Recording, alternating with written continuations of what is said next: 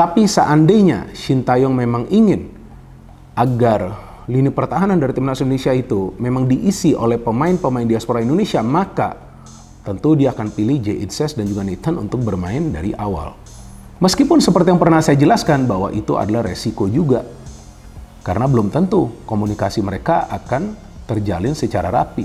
Kan mereka baru pertama kali akan membela timnas Indonesia. Tapi bisa juga resiko ini perlu diambil oleh Shin Tae-yong, mengingat Vietnam punya kecepatan dalam membangun counter attack. Kenapa berkali-kali saya mengatakan ini? Karena teman-teman harus paham bahwa Vietnam akan datang ke Indonesia dengan satu tujuan, menggagalkan Indonesia meraih kemenangan. Itu tujuan utama mereka. Jadi jika mereka gak bisa menang, minimal mereka ingin mendapatkan 1 poin. Jadi target mereka tuh memang udah seperti itu, karena mereka juga paham gak gampang mau menang di kandang Indonesia kan. Apalagi sekarang sudah begitu banyak pemain-pemain keturunan Indonesia. Jadi ini tidak akan mudah bagi mereka, tapi sebaliknya bagi kita juga gak akan gampang. Oke, ada keuntungan buat timnas Indonesia, yaitu si kapten timnas Vietnam pun dia nggak bisa tampil, dia nggak bisa main, bahkan di Piala Asia kemarin juga nggak bisa main dia. Namanya Quy Ngo Chai. Namanya Quy Ngo Chai. Jadi sekarang si Vietnam juga pelatihnya pun lagi pusing 7 keliling untuk nyari siapa penggantinya yang kira-kira bisa setara, dan diakuin sama dia kalau dia belum menemukan pengganti yang setara dengan si kapten timnya itu, si Quy Ngo Hai. Ini ada kutipan kalimatnya dari pelatihnya. Belum pulih dari cederanya menyebabkan pertahanan kami kekurangan pemimpin sejati, baik secara profesional maupun mental, baik secara main di lapangan atau mental teman-teman lainnya juga terganggu dengan tidak hadirnya si Quy Ngo Hai. Namanya agak susah. Oke, sistem pertahanan Vietnam bermain erat dan kohesif, dibilang kohesif. Terus saling mendukung dan melindungi dengan sangat lancar. Kutipan berikutnya, ucapnya. Kemudian Dang Pong Nam menilai Trosier sangat kesulitan untuk mencari pemain selevel Quy Ngo Chai karena terbukti di 3 laga Piala Asia selalu kemasukan gol. Meski beberapa pemain menggantikan posisi tersebut, tapi masih belum bisa sehebat si Quy Ngo Chai itu. Jadi di Piala Asia juga kemarin babak belur, dia alasannya karena pemain andalannya dia itu nggak bisa main. Oke, 80.000 tadi udah gue singgung akan hadir, dan tentu ini menjadi motivasi buat timnas Indonesia, dan ini akan menjadi malapetaka untuk Vietnam. Kalau lawan Vietnam tidak jamin 100%, pelatih manapun bisa ngomong begitu.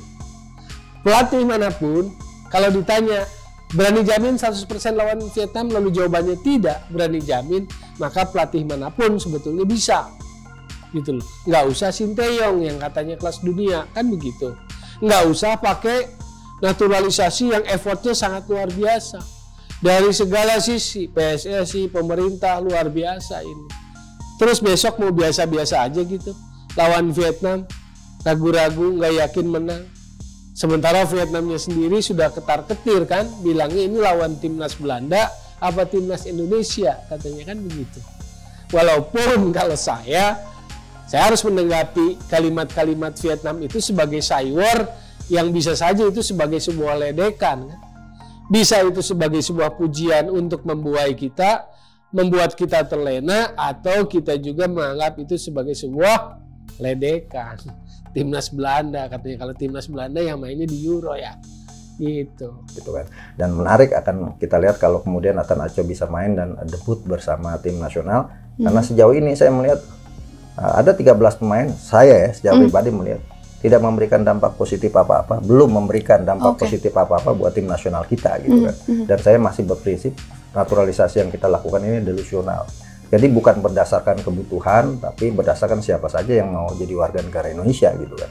Karena kalau berdasarkan kebutuhan harusnya naturalisasi ini dibatasi jumlahnya, tapi yang didatangkan benar-benar pemain yang punya kualifikasi bisa mengangkat prestasi tim nasional Indonesia atau mengangkat permainan tim nasional Indonesia. Saya melihat misalnya Sen Patinama sama Pratama Arhan nggak jauh beda kok. Ininya kemampuannya bahkan sama Edo Febriansyah nggak jauh beda. Kemudian di posisi back misalnya Elkan Bagot sama Rizky Ridho, bahkan saya masih pegang Rizky Ridho, bahkan beberapa kali Jordi Amat, Rizky Ridho, kemudian Elkan Bagot dalam posisi duel sprint, andalannya masih Rizky Ridho, gitu. Karena dua pemain ini tidak punya kecepatan untuk menahan lini depan lawan yang punya kecepatan.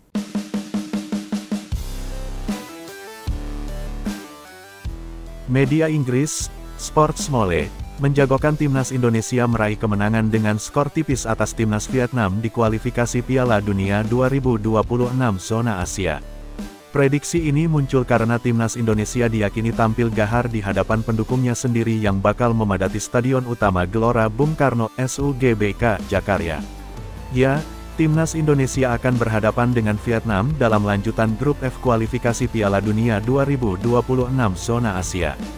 Dua pertandingan kandang tandang akan dilakoni kedua tim pada 21 dan tanggal 26 Maret tahun 2024. Laga terdekat akan berlangsung di Stadion Utama Gelora Bung Karno, SUGBK, Jakarta. Menjelang bentrokan, Vietnam datang dengan catatan 5 kekalahan dalam 5 laga terakhir. Sementara itu, timnas Indonesia mengoleksi 1 kemenangan dan 4 kekalahan. Sportsmole pun memprediksi timnas Indonesia akan memperlihatkan kebangkitan setelah dihentikan Australia 0-4 di babak 16 besar Piala Asia 2023. Media Inggris itu memperkirakan, timnas Indonesia akan menang dengan skor 2-1. Setelah kekalahan telak melawan Australia, Indonesia akan menghadapi pertandingan hari Kamis dengan harapan bangkit kembali. Tulis Sportsmole, dikutip pada Rabu, tanggal 20 Maret tahun 2024. Meskipun kami memperkirakan Vietnam akan memberikan perlawanan, kami mendukung Merah Putih untuk meraih 3 poin di depan pendukung mereka, sambung laporan Sportsmole. Timnas Indonesia sendiri saat ini menghuni posisi keempat klasemen sementara grup F kualifikasi Piala Dunia 2026 zona Asia. 2 kemenangan melawan Vietnam tentu saja dibutuhkan untuk membuka peluang lolos ke babak selanjutnya. Kapten Timnas Indonesia, Asnawi Mangkualam, akan absen dalam pertandingan krusial di SUGBK. Meski demikian, pemain Port FC itu meyakini rekan-rekannya mampu memenangkan pertandingan melawan Vietnam. Ya, harapannya semua pemain yang bermain bisa memberikan penampilan yang baik dan membantu tim ini mendapatkan 3 poin, ujar Asnawi.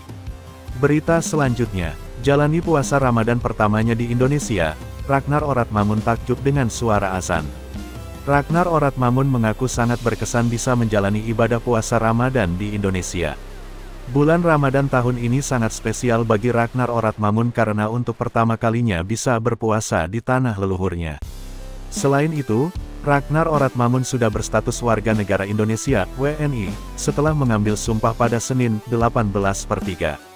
Ini sangat spesial, saya dengar banyak pemain di tim adalah Muslim, jadi ini merupakan pengalaman yang baru, ujar Ragnar di Senayan, Jakarta, Selasa, 19/3. Pemain Fortuna Sittard tersebut juga mengungkapkan kekagumannya mendengar suara azan yang sangat kencang dan jelas saat berada di Indonesia. Bagi saya ini pertama kalinya saya mendengarnya, suara azan, hari ini dalam sesi latihan. Bagi saya itu adalah hal yang sangat indah, kata Ragnar.